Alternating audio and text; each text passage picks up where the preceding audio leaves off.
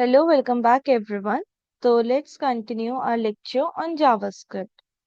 तो in the last session हम लोगों ने operators and all के बारे में पढ़ा था. So in this session we are going to learn about conditional statements. So in conditional statements we have block statements. Then inside the conditional statements we have if else statement, and we have another that is switch statement. So let's start with this. तो basically अब हमारे पास सबसे पहले block statements आती है. अब block statement क्या होती हैं? In JavaScript, a block statement is kind of a group of statement which are enclosed in curly braces. So block statements are used to define the scope of a variable या फिर control flow जब हम किसी भी function, loop या किसी भी condition में फंसे होते हैं. तो let's start with an example. तो इन दिस बेसिकली हमारे पास मैंने एक इफ कंडीशन लगा दी, एंड इनसाइड दैट हम लोगों ने कर्ली ब्रेसेस में कुछ console.log x लिख दिया. तो फॉर एग्जांपल अगर मैंने अपनी x की वैल्यू यहाँ इनिशियलाइज कर दी, और फॉर एग्जांपल मैंने बोल दिया कि अगर x की वैल्यू बड़ी है 5 से तो मेरी स्टेटमेंट चल जानी चाहिए. तो फिर लेट अस सी. तो फिर मेरे पास x की वैल्यू आ गई, but I am saying that अगर ऐसे मेरी कंडीशन उल्टी हुई तो अब 5 से बड़ा तो 10 है, और ये स्टेटमेंट तो गलत हो गई, मतलब फॉल्स हो गया, तो इस वजह से ये कंडीशन नहीं चली.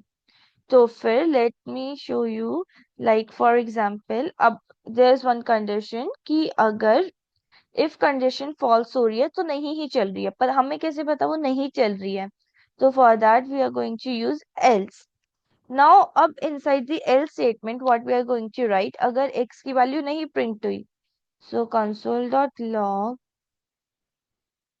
x is sorry greater than 5, and when we run this तो x is greater than 5. तो बेसिकली दोनों में से कोई एक ही स्टेटमेंट प्रिंट होगी. अब अगर we are going to change the condition, तो अब 10 आ गया, लेकिन 10 आ गया तो ये वाली कंडीशन एग्जीक्यूट ही नहीं हुई. Now let's take an another example of if else. Now in if else situation क्या होता है, ये बीच में आती है, या तो ये या तो वो. तो सिंस हमने ब्लॉक स्टेटमेंट्स के बारे में पता चल गया, अब जो इफ स्टेटमेंट सिंपलेस्ट फॉर्म होती है, लाइक हमें बताना होगा कि या तो ये होगा या तो यही है, मतलब हमारे पास एक ही कंडीशन होती है. Let's take an another example of if condition. तो अगर वी से कि टेम्परेचर हमारा 30 से ज्यादा है, in that I want to print that it is a hot day, right? And when we run this, तो अब हमारे पास एरर थ्रो कर दिया. Now why it is throwing an error? क्योंकि कहीं भी हमने टेम्परेचर को तो डिफाइन करा नहीं है. तो for that let us define the temperature. तो टेम्परेचर की वैल्यू हो गई 40. नाउ लेट्स एज्यूम क्या हमारी वैल्यू प्रिंट हो गई या नहीं. टेम्परेचर की वैल्यू क्या हो गई 40. 40 30 से बड़ा है, यस, तो हमें मिल जाएगा it is a hot day. And 40 की जगह if we are going to write 20 and when we run this, तो हमारे पास नहीं हुआ ये print. In such scenarios else statement comes. So else statement is something जब हम स्पेसिफाई करना चाहते हैं किसी भी चीज को ऑल्टरनेटिव. लाइक अगर हमें पता हो कि टेम्परेचर गर्म है या टेम्परेचर ठंडा है, तो मेरे पास एक ऑल्टरनेटिव आ जाएगा. तो सिमिलरली इसका ऑल्टरनेटिव होगा else console.log it's a cool day, and we are having it's a cool day. अब 30 की जगह यहाँ पे मैंने फिर 40 कर दिया, and I'm going to run this, so I'm getting it's a hot day. So this is what if else statements are. Now there something comes that is else if statement. तो एलिफ का scene समझ लो आप। Basically इसको हम लोग बुलाते ही else if है। Fine, अब एल्स इफ स्टेटमेंट में क्या होगा? For example let's put in condition here कि अगर मेरी टेम्परेचर की वैल्यू 40 ही हुई तो I want to print console dot log and value होनी चाहिए temperature is 40। Right, now let's see. अब हमारे पास पहले ही प्रिंट आ गया इट्स अ हॉट डे, लेकिन टेम्परेचर की वैल्यू 40 है, तो बेसिकली आना चाहिए टेम्परेचर इज 40, पर ये नहीं आया। तो it is due to the fact कि सबसे पहले टेम्परेचर वाला पार्ट इस जगह आएगा। इधर it is going to check कि क्या वैल्यू बड़ी है या छोटी है। तो वैल्यू देख रहे हैं कि 40 तो 30 से बड़ा है, तो यहीं पे मेरी कंडीशन स्टॉप हो जाएगी। अब इसके आगे मेरी कंडीशन चलेगी ही नहीं। फॉर एग्जाम्पल अगर हमने इसकी वैल्यू ऐसे कर दी तो ये कंडीशन को सेटिस्फाई नहीं करेगा। And when we run this, unexpected end of input.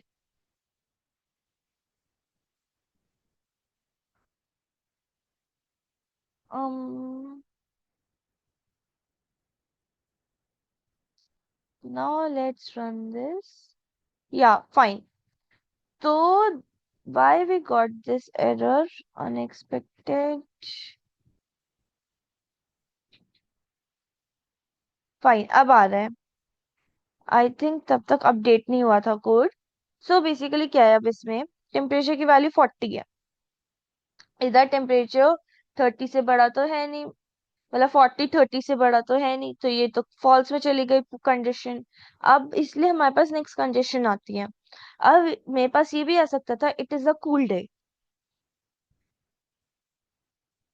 पर it is a cool day हमारे पास नहीं आया, उसकी जगह हमारे पास आया टेम्परेचर इज 40, क्योंकि ये जो वैल्यू थी ये यहीं पे सेटिस्फाई कर रही है।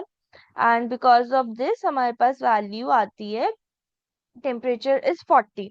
तो हमारा ऑल्टरनेटिवली एक ही सिचुएशन चलेगा। अब मुझे अपनी सारी सिचुएशंस चेक करानी है। फॉर एग्जांपल मुझे ये सिचुएशन भी चेक करानी है, मुझे ये सिचुएशन भी चेक करानी है, और मुझे ये सिचुएशन भी चेक करानी है। तो फॉर दैट हम लोग इफ यूज करते हैं। Now let's see. वैसे दो ही इफ होंगे, राइट?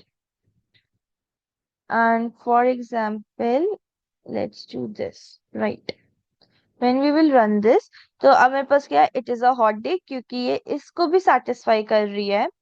एंड मेरे पास है टेम्परेचर इज 40, क्योंकि ये इस कंडीशन को भी सेटिस्फाई कर रही है। Fine, so in these cases also हम लोग इफ स्टेटमेंट्स यूज कर सकते हैं।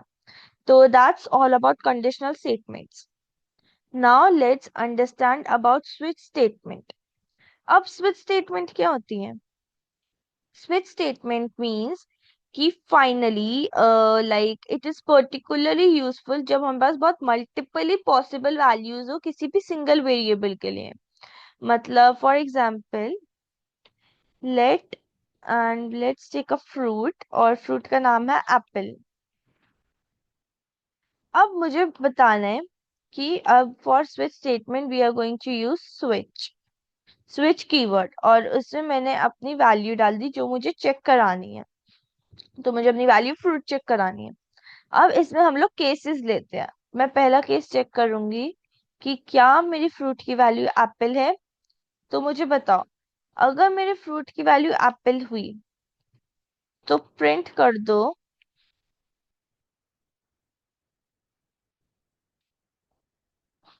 एप्पल। फाइन, अब फॉर एग्जाम्पल मेरे फ्रूट की वैल्यू बनाना हुई, तो in that case also console dot log और वैल्यू प्रिंट कर दो बनाना। फॉर एग्जाम्पल मेरे फ्रूट की वैल्यू हुई मैंगो,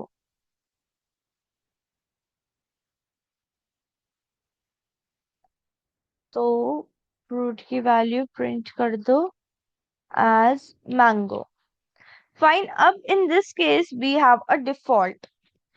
तो default is basically the finally, like अगर इनमें से कोई भी नहीं हुई तो print this. console.log default. Fine. Now let me show you. अब जब we are going to run this, हमारे पास एप्पल भी आ रही है, हमारे पास बनाना भी आ रही है, हमारे पास मैंगो भी आ रही है और हमारे पास डिफॉल्ट भी आ रहा है. क्यों? क्योंकि ये सबसे पहले देखेगा कि क्या ये केस इसको सेटिस्फाई कर रहा है. हाँ, ये इसी को सेटिस्फाई कर रहा है, लेकिन इस वजह से फॉर एग्जांपल यहाँ पे मैंने अपनी वैल्यू मैंगो ही लिख दी. फाइन. और अब when we are going to run this, अब मेरे पास मैंगो और डिफॉल्ट आ रहा है. पहले मैंगो ने चेक किया कि क्या एप्पल है. नहीं, एप्पल नहीं है, तो इसने इसको छोड़ दिया. अब ये चेक करेगा क्या बनाना है. बनाना भी नहीं है, इसने इसको भी छोड़ दिया. अब ये चेक करेगा क्या मैंगो है. हाँ, मैंगो है, तो it is going to print mango. And it is also going to print उसके नीचे के सारे. अगर हम इस मैंगो के नीचे यहाँ पे फॉर एग्जाम्पल हमने कीवी लिख दिया, and here also I have wrote kiwi, and when we are going to run this तो मेरे पास mango, kiwi और default तीनों आ गए. अब how to rectify these situations? So in these situations we are going to write break. अब break keyword क्या होता है? There are three keywords: break, continue, finally, that we will be discussing in one of the lectures. 5 minute का topic होता है. अब break में क्या होगा कि आई एम सेइंग कि अगर मेरी कोई भी वैल्यू सेटिस्फाई करेगी तो वहीं पे उस कंडीशन को ब्रेक कर दो. अगर बनाना हुआ, एप्पल हुआ, कीवी हुआ, मैंगो हुआ, मेरी कोई भी सिचुएशन, मेरा फ्रूट सेटिस्फाई कर रहा है, मतलब मैच कर रहा है उस चीज से, तो मेरी वो चीज को तुम वहां पे ब्रेक कर दो, सो दैट आगे वो चीजें हमारे जा ही ना. जैसे कि अगर मैंगो सेटिस्फाई कर रहा है तो वो ना कीवी पे जाए ना वो डिफॉल्ट पे जाए. तो when we are going see, now हमने मैंगो लिखा था, इसने एप्पल पे देखा नहीं है, इसने बनाना पे देखा नहीं है, मैंगो मैंगो पे था, तो it is only going to bring mango. Now अगर हमने यहाँ कीवी लिखा, स्विच स्टेटमेंट्स बहुत कम पूछी जाती है, just in the university exams और any kind of paper, 12th boards and all में. नहीं तो स्विच स्टेटमेंट्स बहुत कम यूजफुल होती हैं ऐसे इंडस्ट्रियल लेवल पे. ठीक है, फॉर देयर हमें इफ एल्स ही करना पड़ेगा, कंडीशनल रेंडरिंग ही करनी पड़ेगी. तो as I have told you कि हमारी जो स्विच स्टेटमेंट्स होती है वो करस्पॉन्डिंग ब्लॉक्स को भी चेक करती हैं. This statement is very crucial क्योंकि केस और डिफॉल्ट हमें दोनों प्रोवाइड करने होते हैं. सिमिलरली हमारे पास इफ एल्स का होता है. Now there is one more question of if else, जो मतलब कभी भी when you are going to run learn about it, you must know how to write it, and that is voting question. Now for example there is an adult. Fine. तो हमने एक age provide कर दी 19. Now we are going to tell कि whether the person can vote or not. तो अगर हमारी as ज्यादा है या इक्वल है 18 के, if a person is 18 they can vote. तो आई वांट कि वो पर्सन को पता चले that they can vote. We can write you are eligible to vote. Similarly, अगर उसका else console.log you are not eligible to vote. Right? Now अब हमारी एज क्या है? 18, 19. So we are eligible to vote. And if हमारी as क्या हुई? 9. तो we are not eligible to vote. So if else statements and switch statements, block statements, I hope that is clear to you, and we will be learning a lot in our future sessions. Thank you and have a nice day.